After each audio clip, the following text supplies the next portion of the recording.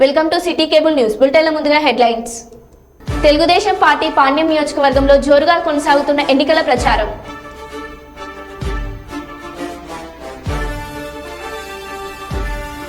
పెద్దపల్లి జిల్లా కలెక్టరేట్లో డాక్టర్ బాబు జగజీవన్ రామ్ జయంతి ఉత్సవాల్లో పాల్గొన్న జిల్లా కలెక్టర్.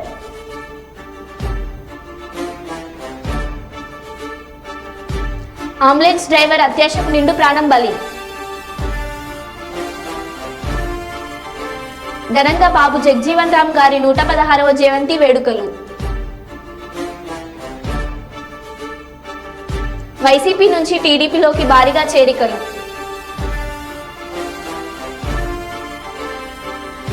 సాధ్యం కాని హామీలు ఇచ్చి ప్రజలను మోసం చేశారు గంగిడి మనోహర్ రెడ్డి.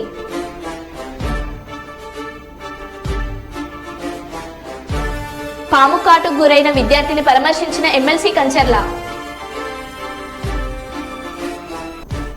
ఇక వివరాల్లోకి వెళ్తే, ద్రావిడ విశ్వవిద్యాలయంలో చదువుతున్న విద్యార్థి బాబు పాము కాటుకు గురికాగా చికిత్స పొందుతున్న బాబును శుక్రవారం టీడీపీ కుప్పం నియోజకవర్గం సమన్వయ committee chairman MLC doctor Kancharla Srikanth పరామర్శించారు.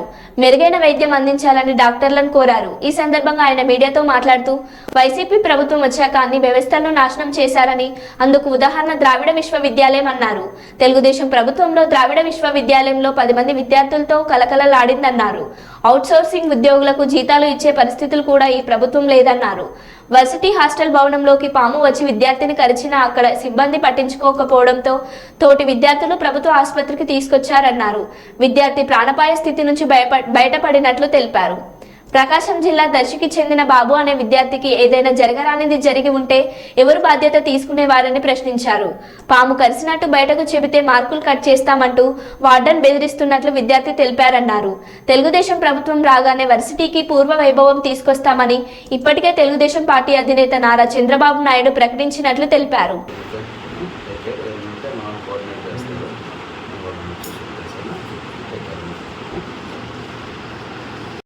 ఈరోజు కుప్పం నియోజకవర్గంలో వైఎస్ఆర్సీపీ పార్టీ అధికారంలోకి వచ్చాక వ్యవస్థలన్నీ ఏ విధంగా నాశనమైనవి, వ్యవస్థలన్నింటినీ ఏ విధంగా రాజకీయ పరంగా చేస్తున్నారనే దానికి ఉదాహరణ ద్రవిడియన్ యూనివర్సిటీ. చంద్రబాబు నాయుడు గారు ఉన్నప్పుడు ఎంతో అద్భుతంగా వేలాది మంది విద్యార్థులతోటి, మంచి స్టాఫ్ తోటి, అన్ని రకాలుగా నడుస్తున్న యూనివర్సిటీ, ఎక్కువ కోర్సులతోటి ఈ ప్రభుత్వం వచ్చిన తర్వాత డిస్టెన్స్ ఎడ్యుకేషన్ పోయింది. రమారమి 40,000 మంది విద్యార్థులు చదువుకునేటటువంటి పరిస్థితి. అలాగే ఈరోజు ఆఖరికి ఎన్నో కోర్సులు మూసేశారు. ఆఖరికి ఎవరైతే అవుట్సోర్సింగ్ సిబ్బంది ఉన్నారో, క్లీనింగ్ చేసేటటువంటి కానీ లేకపోతే ఆఫీస్లో ఉన్నటువంటి అవుట్సోర్సింగ్ సిబ్బంది, వాళ్ళకి జీతాలు ఇవ్వలేనటువంటి పరిస్థితికి యూనివర్సిటీని తీసుకొచ్చారంటే ఇంతకన్నా దారుణం ఇంకోటి లేదు. గత 2 నెలలుగా విద్యార్థుల హాస్టల్లో ఉండే విద్యార్థుల రూములు కనీసం చిమ్మను కూడా చిమ్మేటటువంటి పరిస్థితి లేకుండా ఉంటే ఈరోజు ఒక విద్యార్థి ప్రాణాపాయ స్థితిలోకి వచ్చారు. రూములోకే పాముండి కరిస్తే ఈరోజు తోటి విద్యార్థులు యూనివర్సిటీ వాళ్ళు పట్టించుకోకపోతే సిబ్బంది తోటి విద్యార్థులు తీసుకొచ్చి గవర్నమెంట్ హాస్పిటల్లో చేరిస్తే భగవంతుడు దయ వల్ల ఆ అబ్బాయి ప్రాణాపాయ స్థితి నుంచి బయటపడ్డాడు. బాబు MBA ఫస్ట్ ఇయర్ ప్రకాశం జిల్లా దర్శి నుంచి వచ్చున్నాడు. ఆ అబ్బాయికి ఇక్కడ ఇంత ఇబ్బంది జరిగినా కూడా యూనివర్సిటీ నుంచి ఏ ఒక్క సపోర్ట్ కూడా అనేది లేదు. ఆ అబ్బాయి ప్రాణాలకు ఏదన్నా అపాయం జరిగి ఉంటే ఎవరు బాధ్యులని మేము ప్రశ్నిస్తూ ఉన్నాం. అలాగే ఇంకా వార్డెన్ బెదిరిస్తాడంట, ఇదేదన్నా బయటికి చెప్తే నీ మార్కులు కట్ చేస్తాం, నీ ల్యాబులు కట్ చేస్తాం అని చెప్పనేసని వార్డెన్ గారు, అలాగే ఇంకెవరన్నా వాళ్ళని బెదిరించే వాళ్ళందరికి కూడా హెచ్చరిక జారీ చేస్తున్నాం. ఇంకా 50 రోజుల్లో తెలుగుదేశం పార్టీ ప్రభుత్వం చంద్రబాబు నాయుడు గారు వస్తున్నారు.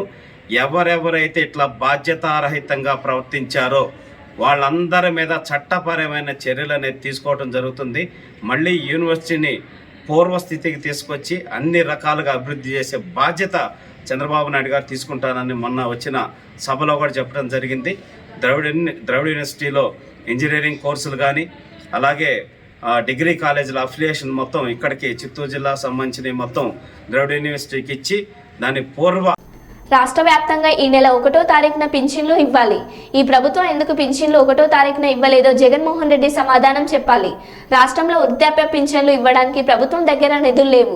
వచ్చే ఎన్నికల్లో ఓడిపోతామని ముందే గ్రహించి జగన్మోహన్ రెడ్డి ప్రభుత్వం వాళ్ళ కాంట్రాక్టర్లకు ముందుగానే బిల్లుల రూపంలో 13,000 కోట్లు దాచిపెట్టారు. దీంతో ఖజానా ఖాళీ అయింది. మార్చి 31కి బడ్జెట్ క్లోజ్ అవుతుంది. ఏప్రిల్ 1కి కావాల్సిన డబ్బును ప్రభుత్వం ముందుగానే డ్రా చేసి పెట్టుకోవాలి. 1వ తారీఖు వచ్చినప్పుడు కొన్ని అకౌంట్లు క్లోజ్ చేయాల్సి ఉంటుంది.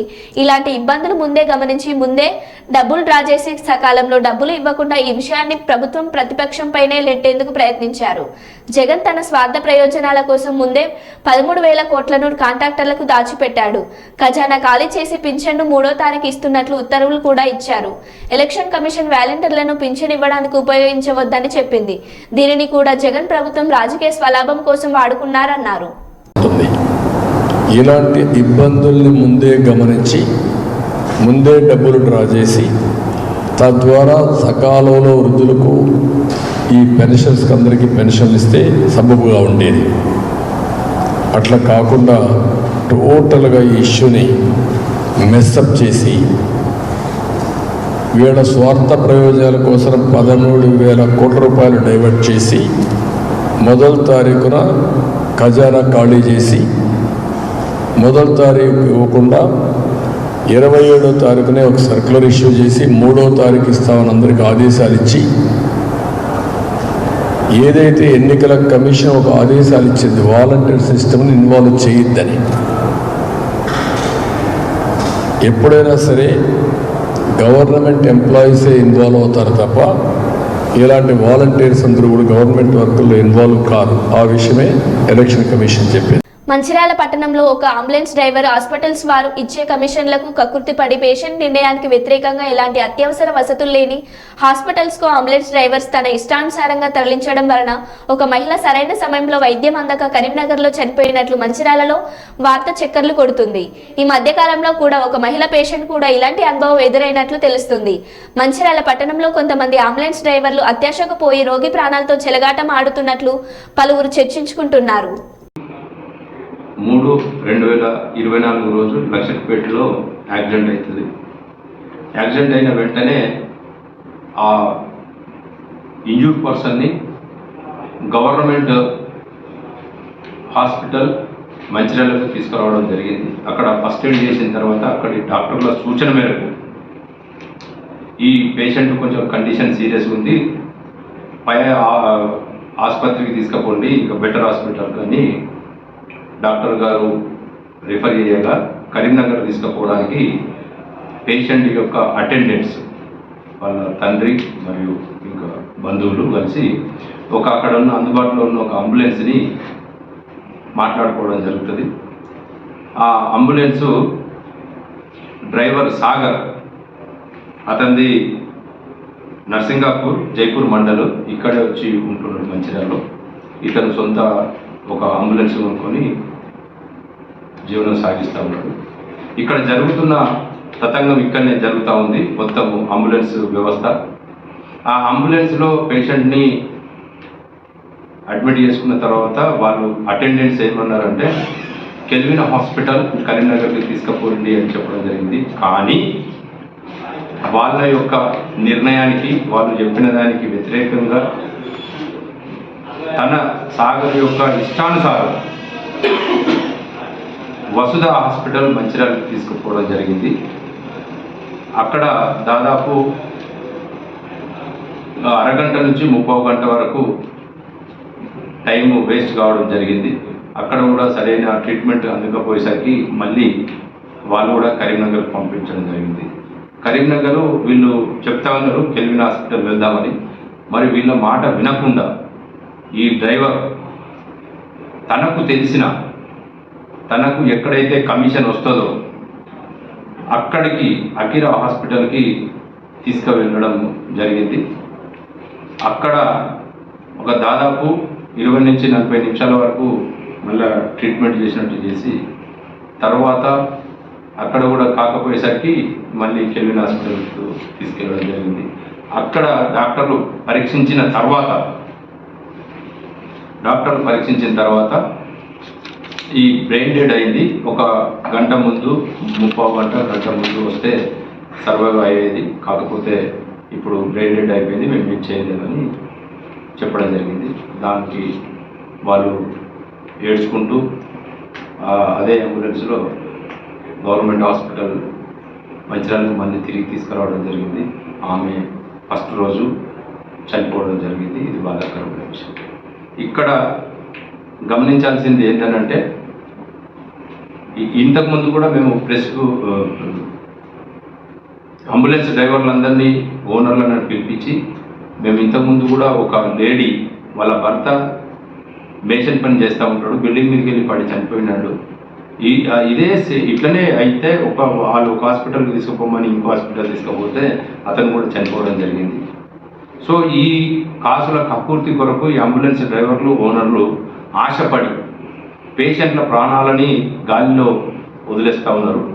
సో నేను ఆ రోజు మా డీసీపీ గారి ఇన్స్ట్రక్షన్స్ ప్రకారం మేము కౌన్సిలింగ్ చేయడం జరిగింది. సార్ మేము అట్లా చెయ్యమని చెప్పడం జరిగింది. దాదాపు 60 అంబులెన్స్లు అసోసియేషన్ ప్లస్ 40 అన్అఫీషియల్గా ఉన్నాయి, 100 అంబులెన్స్లు ఉన్నాయి. కానీ ఇక్కడ జరుగుతున్న ఇది వ్యవహారము కేవలం ప్రైవేట్ హాస్పిటల్స్, కొంతమంది, నేను అందరిని అనట్లేదు, ప్రైవేట్ హాస్పిటల్స్, ప్రైవేట్ వ్యక్తులు నిర్వహించి డాక్టర్లని అద్దెకు తీసుకొచ్చి నడుపుతున్న వాళ్ళ మీద చాలా కంప్లైంట్స్ ఇలాగా వస్తూ ఉన్నాయి. కొంతమంది, అంతమంది కాదు. సో ఈ కమిషన్ 30% కమిషన్ ఇస్తారంట. మళ్ళీ ఈ వ్యక్తి నేనెందుకు వస్తుంటే ఇక్కడ వరకు, కెల్విన్ హాస్పిటల్ తీసుకుపోమంటే తీసుకురాలేదు, నువ్వు ఇక్కడ తీసుకొచ్చినావు అంటే, నేను చెప్పిందే నువ్వు వినాలే, నేను తీసుకుపోయిన హాస్పిటల్కు నువ్వు రావాలే, నాకు అక్కడ కమిషన్ వస్తుంది కాబట్టి నేను అక్కడికి తీసుకుపోతా అని నిస్సిగ్గుగా బెదిరిస్తున్నాడు. ఇది జరుగుతున్న వ్యవహారము. నేను ఇక ముందు చెప్తున్నా, ఎవరైతే కమిషన్లు ఇచ్చుకుంటూ ఇట్లా అమాయకమైన పేషెంట్ల ప్రాణాలు తీసేవారు ఎవరైనా కానీ చట్టరీత్యా వాళ్ళకు కఠినంగా శిక్షిస్తాము. అంబులెన్స్ డ్రైవర్లకు, ఓనర్లకు నా విజ్ఞప్తి చేస్తున్నా, దయచేసి ఈ ప్రాక్టీస్ మానుకోండి. ఇక నుండి వాళ్లకు కిరాయి కూడా, ఇక్కడి నుంచి కిరాయి ఎంత తీసుకుంటారంటే, కిరాయి కరీంనగర్కు, మంచిర్యాల నుంచి కరీంనగర్కు 7,000 అంట. అదే హైదరాబాద్ అయితే 10 నుంచి 11,000 అంట. అంటే కరీంనగర్ నుంచి, మంచిర్యాల నుంచి కరీంనగర్కు 90 కిలోమీటర్లు అయితే, కరీంనగర్ నుంచి హైదరాబాద్ 160 కిలోమీటర్లు. మీరే ఒకసారి ఆలోచించండి. అంటే ఎంత వీళ్ళు అమాయకమైన ప్రజలు వాళ్ళ యొక్క సెంటిమెంట్ మీద కొట్టి వీళ్ళు డబ్బులు గుంజుతూ ఉన్నారు. సో ఇట్లాంటి ఎవరైనా కానీ, ఎంత పెద్దోళ్ళు అయినా కానీ వదిలేది లేదు. చట్టరీత్యా వాళ్ళకు శిక్ష పడాల్సిందే. ఇప్పుడు ఇతని మీద, సాగర్ అనే వ్యక్తి మీద కేసు రిజిస్టర్ చేసి అతనికి జైలు పంపుతున్నాము. ఇక ముందు కూడా ఎవరైనా ఇలాంటి ప్రాక్టీస్ చేసినట్టయితే తప్పకుండా వాళ్ళని జైలు పంపుతాము. దయచేసి ప్రైవేట్ హాస్పిటల్ నడుపుతున్న అందరికీ మా విజ్ఞప్తి, ఇలాంటి ప్రాక్టీస్ని దూరం పెట్టండి. నిజాయితీగా వాళ్లకు సేవ చేసే ప్రయత్నం చేయండి. ఏదైతే మినిమం ఛార్జెస్ ఉన్నాయో మీకు కావాల్సిన న్యాయబద్ధంగా ఎంతైతే తీసుకుంటారో అంత తీసుకోండి.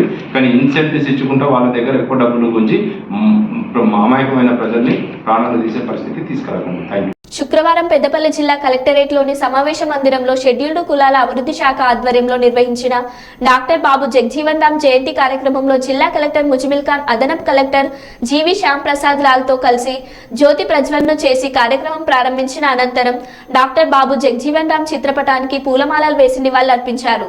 ఈ సందర్భంగా జిల్లా కలెక్టర్ ముజిమిల్ ఖాన్ మాట్లాడుతూ, మన దేశం దృఢంగా ఉంటూ ప్రజలందరికీ సమాన హక్కులు కల్పిస్తూ అన్ని మతాల వర్గాల వారు ఇక్కడ ప్రశాంతంగా నివసించే వాతావరణం ఏర్పడడానికి మనం రాజ్యాంగం రూపకల్పనలో కీలక పాత్ర పోషించిన మహనీయుడని కలెక్టర్ తెలిపారు.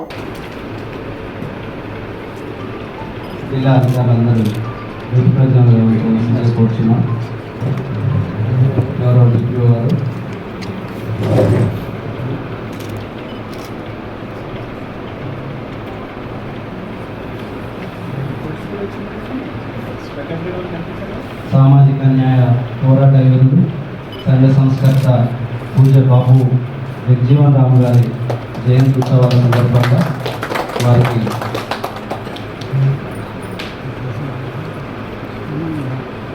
పూలమాల అలంకారం చేయాల్సిందిగా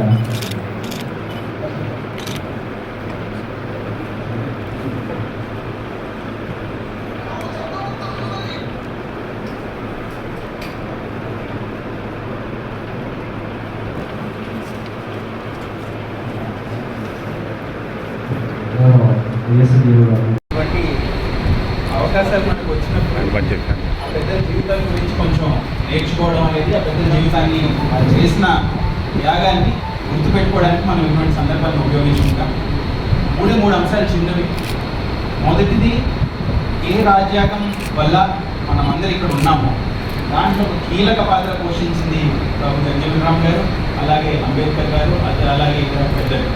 ఆ రాజ్యాంగం లేకపోతే ఈరోజు మనం ఒక సమైక్యమైన దేశంలాగా, సమానత వైపు వెళ్ళే దేశంలాగా, పేదల్ని మద్దతు చేయడానికి ఉన్న దేశంలాగా, అన్ని మతాలను ఒకేలాగా చూసే దేశంలాగా, ఇంత ప్రశాంతమైన దేశంలాగా ఉండేవాళ్ళమే కాదు. దానికి మొదటిగా మేము మా ధన్యవాదాలు తెలుపుకుంటున్నాం. పాపికొండల అడవుల్లో నీళ్లు ఇచ్చే వృక్ష రాజ్యాన్ని కనుగొన్న అటవీ శాఖ అధికారులు అప్పట్లో మన ఋషులు ఇటువంటి వృక్ష సంపద తెలిసిన జ్ఞానంతోనే తపస్సులు, అరణ్యవాసాలు వీటి సహకారంతోనే కొనసాగించేవారు. దేవుని సృష్టికి కొదవ ఏమిటి?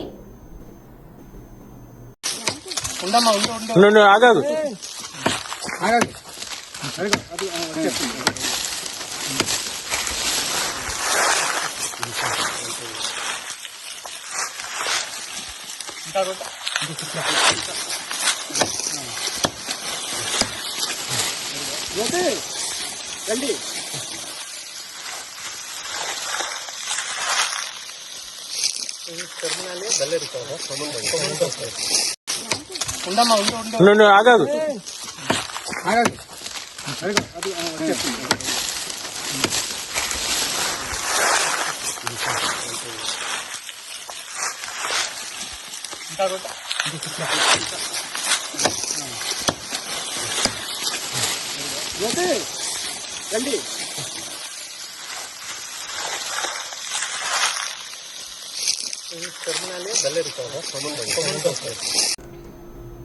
బీసీల జనగణనలో కులగణనను చేపట్టడంలో కాంగ్రెస్ పార్టీ అధ్యక్షుడు రాహుల్ గాంధీ స్పష్టతనిచ్చారు.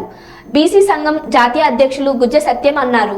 హైదరాబాద్ కాచిగూడలోని ఓ హోటల్లో ఏర్పాటు చేసిన విలేకరుల సమావేశంలో వారు మాట్లాడుతూ 10 ఏళ్ల నుండి పరిపాలిస్తున్న బీజేపీ ప్రభుత్వం బీసీలపై ఎందుకు ఇంత వివక్ష చూపుతుందని ప్రశ్నించారు. బీసీలు రాజకీయంగా ఎదగాలని ఇష్టం లేదని ఎదురు ప్రశ్నించారు. దేశంలో కొంతమందికి పార్లమెంట్ అసెంబ్లీ అంటే తెలియని ప్రజలు కూడా ఉన్నారని గుర్తు చేశారు. ఇప్పటికైనా కేంద్ర రాష్ట్ర ప్రభుత్వాలు జనగణనలో కులగణనలు చేపట్టి బీసీలకు రిజర్వేషన్లు కేటాయించాలని డిమాండ్ చేశారు. కేంద్రంలో కూడా బీసీ మంత్రిత్వ శాఖను త్వరలో ఏర్పాటు చేయాలని అన్నారు.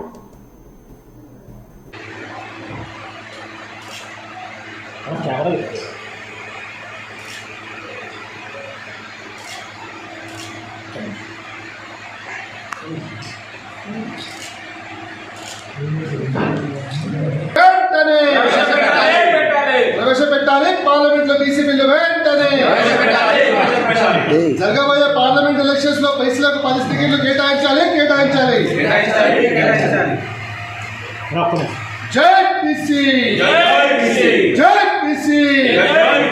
టైగర్ రామకృష్ణ నాయకత్వం వర్ధిల్లాలి. టైగర్ రామకృష్ణ నాయకత్వం. శుక్రవారం నాడు సీతానగరం మండలం ఇనగంటివారిపేట సర్పంచ్ సత్యం రాంపండు ఆధ్వర్యంలో నిర్వహించిన డాక్టర్ బాబు జగజీవన్ రామ్ జయంతి వేడుకల్లో ఎమ్మెల్యే జక్కంపూడి రాజా పాల్గొని విగ్రహానికి పూలమాలలు వేసి ఘనంగా నివాళులర్పించారు. అనంతరం గ్రామస్తుల సమక్షంలో కేక్ కటింగ్ చేశారు. ఈ సందర్భంగా జక్కంపూడి రాజా మాట్లాడుతూ భారతదేశంలో అనేక సంస్కరణలు తీసుకురావడమే కాక పరిపాలన దక్షతలో తన మార్పును చూపించి ఎంతో మందికి ఆయన ఆదర్శంగా నిలిచారన్నారు.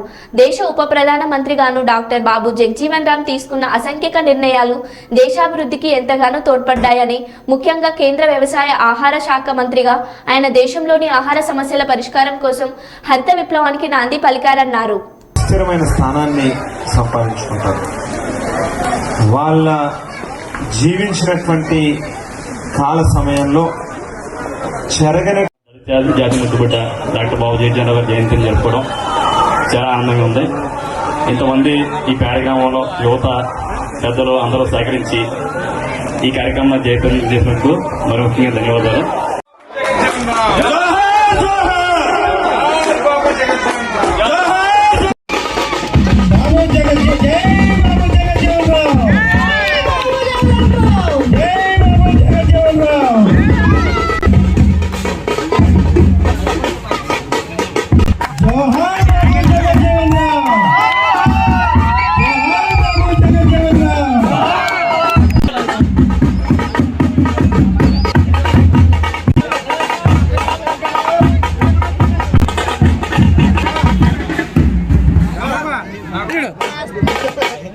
తీసుకున్నాడు.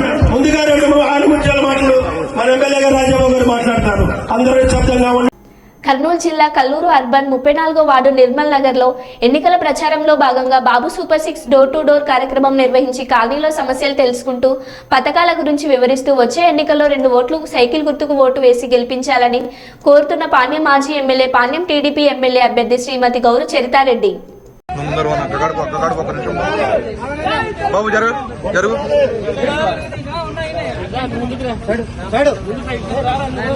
అందరు ఏమనుకోకండి, అది అయిపోయిన తర్వాత 2 నిమిషాలు మాట్లాడి బయట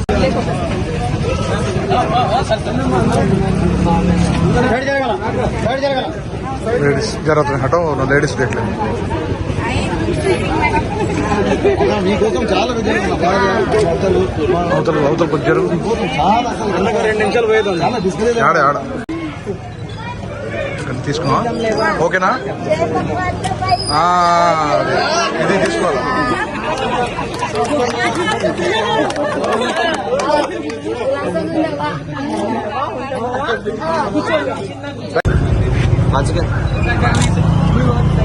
ఓకేనా ఓకేనా ఘనంగా బాబు జగ్జీవన్ రామ్ గారి 116వ జయంతి వేడుకలు. స్వర్గీయ మాజీ ఉప ప్రధాని బాబు జగ్జీవన్ రామ్ గారి 116వ జయంతి వేడుకలు జిల్లా కాంగ్రెస్ కార్యాలయంతో పాటు నగరంలోని సివిల్ హాస్పిటల్ చౌరస్తాలోని విగ్రహం వద్ద ఘనంగా జరిగినాయి. మొదట కాంగ్రెస్ కార్యాలయంలో ఏర్పాటు చేసిన వేడుకలకు జిల్లా కాంగ్రెస్ అధ్యక్షులు మానుకొండూరు శాసనసభ్యులు డాక్టర్ కవ్వంపల్లి సత్యనారాయణ గారు హాజరై జగ్జీవన్ రామ్ చిత్రపటానికి పూలమాలలు వేసి నివాళులర్పించారు. అనంతరం నగర కాంగ్రెస్ ఎస్సీసెల్ అధ్యక్షులు లింగంపల్లి బాబు ఆధ్వర్యంలో బాబు జగ్జీవన్ రామ్ విగ్రహం వద్ద ఏర్పాటు చేసిన కార్యక్రమానికి డీసీసీ అధ్యక్షులు కవ్వంపల్లి సత్యనారాయణ గారు, కుడా చైర్మన్ నగర కాంగ్రెస్ అధ్యక్షులు కోమటిరెడ్డి నరేందర్ రెడ్డిలతో పాటు పలువురు పూలమాలలు వేసి నివాళులర్పించినారు. అలాగే శనివారం రోజున సాయంత్రం 5 గంటలకు హైదరాబాద్లోని తుక్కుగూడలో జరిగే జనజాతర సభను అధిక సంఖ్యలో హాజరై బహిరంగ సభను విజయవంతం చేయవలసిందిగా జిల్లా కాంగ్రెస్ పక్షాన కోరుతున్నాను. బాబు జగ్జీవన్ రామ్, బాబు జగ్జీవన్ రామ్, బాబు జగ్జీవన్ రామ్, బాబు జగ్జీవన్ రామ్, బాబు జగ్జీవన్ రామ్.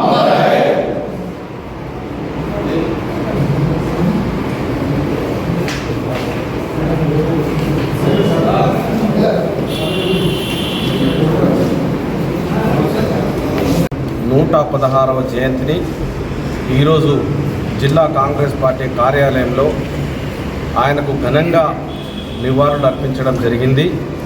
ఆయన చేసినటువంటి సేవలను కొనియాడుతూ వ్యవసాయ మంత్రిగా, రక్షణ శాఖ మంత్రిగా, ఉప ప్రధానిగా వివిధ హోదాలలో పేద ప్రజల కోసం, బడుగు బలహీన వర్గాల ప్రజల కోసం ఆయన జీవితాన్ని ధారపోసినటువంటి వ్యక్తి. ఆయన సేవలను కొనియాడుతూ ఈరోజు కరీంనగర్ జిల్లాలో డీసీసీ ఆఫీస్లో నివాళులు అర్పించడం జరిగింది. నిజంగా కూడా ఈరోజు దళితులకు ఒక మార్గదర్శకుడుగా దశా దిశ నిర్దేశం చేసినటువంటి వ్యక్తి. ఎక్కడో మారుమూల గ్రామంలో జన్మించి ఆ రోజుల్లోపలనే మొట్టమొదటిగా శాసన మండలికి ఎన్నికై ఆ తర్వాత అంచెలంచెలుగా తన రాజకీయ ప్రస్థానాన్ని కొనసాగించి ఉప ప్రధానిగా ఉండి, ప్రధాని కాలేకపోయినా ఉప ప్రధానిగా తన సేవలు అందించినటువంటి వ్యక్తి. అంటే రాజకీయాలలో ఏ విధంగా ఎదగాలో మార్గదర్శకం చూపించినటువంటి వ్యక్తి. తన జాతి కోసం అనుక్షమనం అంటే విద్యార్థి దశ నుండే పోరాటం చేసినటువంటి వ్యక్తి. కాబట్టి మనమందరం కూడా తనను స్ఫూర్తిగా తీసుకొని, మరి ముఖ్యంగా ప్రతి ఒక్కరూ రాజకీయాల్లో ఉన్న దళిత నాయకులందరూ కూడా ఆయనలాగా మనం ఎదగాలని మరొక్కసారి ఆయనకు డీసీసీ ఆఫీస్ తరఫున, కాంగ్రెస్ నాయకుల పట్టణ జిల్లా కాంగ్రెస్ నాయకుల తరఫున ఘన నివాళులు అర్పించుకుంటూ ముగిస్తాం.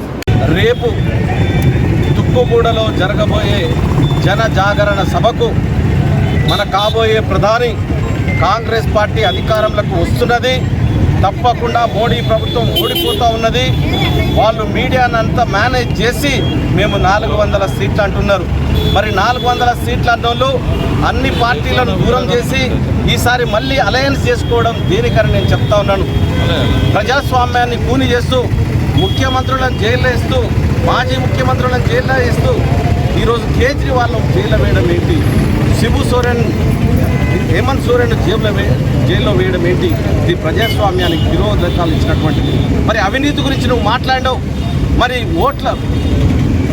నోట్ల ఎన్నికల బాండ్ల గురించి మీరు ఎన్ని కోట్లు వసూలు చేస్తున్నారు ఈరోజు? కాబట్టి ఎలక్టోరల్ బాండ్స్ అనేది పెద్ద అవినీతిమయం.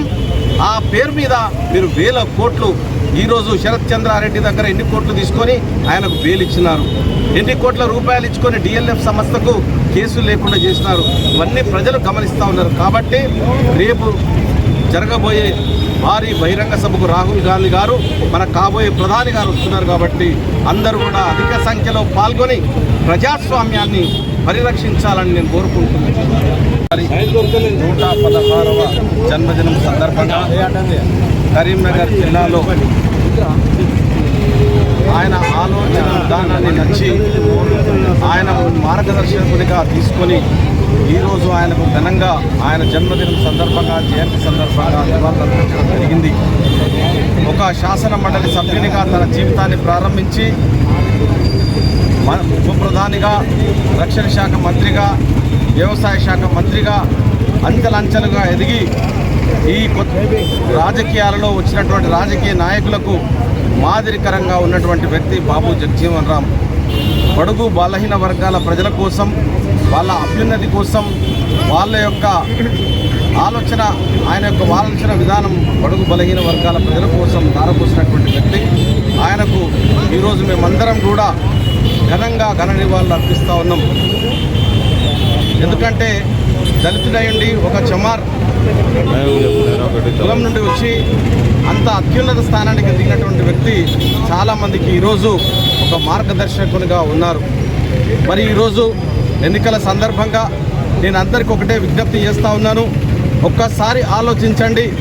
బాబు జగజీవన్ రామ్ గారి ఆలోచన విధానం కానీ, అంబేద్కర్ గారి ఆలోచన విధానం కానీ ఈ మతతత్వ పార్టీలకు కాదు, కానీ మీరందరూ కూడా ఆలోచించాలి. ఈరోజు మోడీ గారు దళితులను కూచకోత కోస్తూ ఉన్నారు. ఆ ప్రభుత్వం ఉన్న రాష్ట్రాల లోపల నేను దళితులందరినీ ఒకటే కోరుతా ఉన్నాను. కరీంనగర్ జిల్లాలో ఉన్న దళితులు అందరికీ మార్గదర్శనం ఉండాలి. మన పెద్దలు చేసినటువంటి అంబేద్కర్ కానీ, జగజీవన్ రామ్ గారి ఆలోచన విధానం మన మతాన్ని ఎప్పుడు మనం వ్యతిరేకించలేదు. కానీ మతతత్వ పార్టీలు మనకు అన్యాయం చేస్తున్నాయి. కాబట్టి మీరు రాబోయే ఎన్నికల్లో త్వరలోనే కాబోయే ప్రధాని రాహుల్ గాంధీ గారికి మనం సపోర్ట్ చేయవలసింది. ఎందుకంటే మనలందరినీ కూడా ఈరోజు ఈ స్థానానికి తీసుకొచ్చి రిజర్వేషన్లు పెట్టి మన అభ్యున్నతికి, అభివృద్ధికి దోహదపడినటువంటి పార్టీ కాంగ్రెస్ పార్టీ. మన ఈరోజు మన రేవంత్ రెడ్డి గారు కూడా మన కోసం, దళితుల కోసం రిజర్వేషన్లను జనాభా ప్రాతిపదికన పెంచాలన్న ఆలోచన విధానంతో ఉన్నారు. కాబట్టి దళితులందరూ కూడా ఆలోచించి రాబోయే ఎన్నికల లోపల కాంగ్రెస్ పార్టీని గెలిపించాలని, నిరంకుశత్వానికి అదేవిధంగా ప్రజాస్వామ్యానికి పోరాటం జరుగుతుంది. ప్రజాస్వామ్యాన్ని తుంగలో తొక్కుతూ ఉన్నారు, రాజ్యాంగాన్ని తుంగలో తొక్కుతూ ఉన్నారు. కాబట్టి రాజ్యాంగం మళ్ళీ బ్రతకాలన్నా, ప్రజాస్వామ్యం నిలబడాలన్నా తప్పకుండా మతతత్వ పార్టీ అయిన బీజేపీని దళితులందరూ ఓడించాలని మరో బులెటిన్లో మళ్ళీ కలుద్దాం. Stay tuned.